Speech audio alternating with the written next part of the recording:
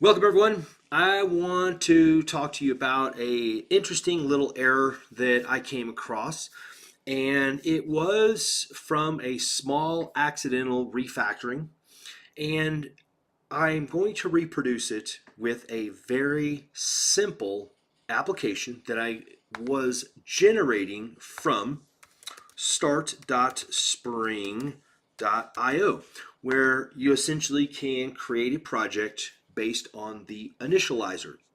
Now, this project is a web application, so it's just the Spring Boot Starter Web.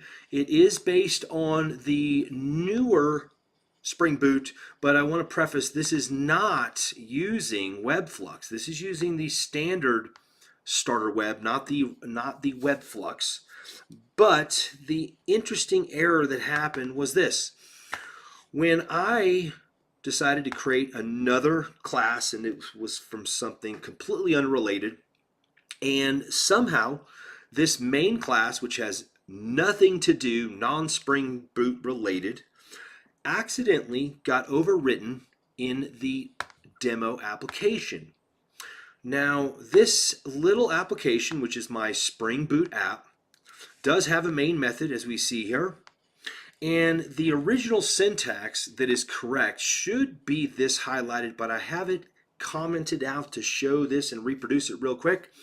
And it should be the demo application in which it is starting up. However, as we see here, we are starting up with some other class file. Even if it has a main method, that doesn't really matter. The fact is we're not starting up the correct application.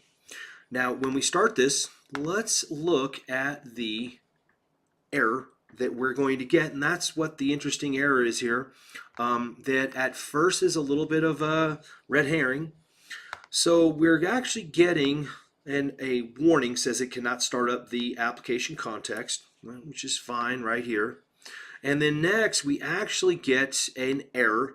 The error is stating it's unable to start the web server. Now remember, this is a web application we're trying to start. And the error itself is what I'm trying to highlight to everybody. It says, as you can see here, unable to start servlet web server application context due to a missing bean that is a servlet web server factory bean. Right? So that's what is unable to start up, and it of course is because we are starting or attempting to start our demo application with our main method, which is what we're doing with Spring Boot. Now, the crux of this problem is, of course, a simple little typo. The typo is essentially that we're not using the correct method. And as we see in this demo, I've actually commented out the other one that was actually correct. And for me to then comment the other one back in, now that's the correct one. And this is actually starting up the demo application, which understands how to find our web server factory beans in question.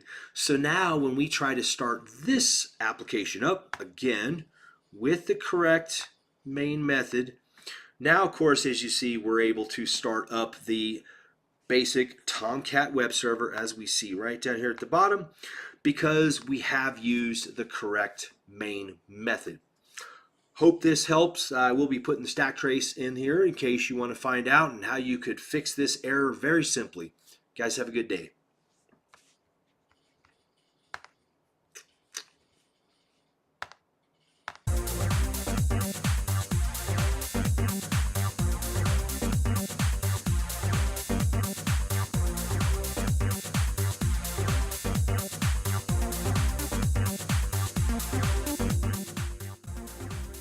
Hey, thanks for watching the video. If you like that, please subscribe to my channel and see all the latest videos that I have coming out.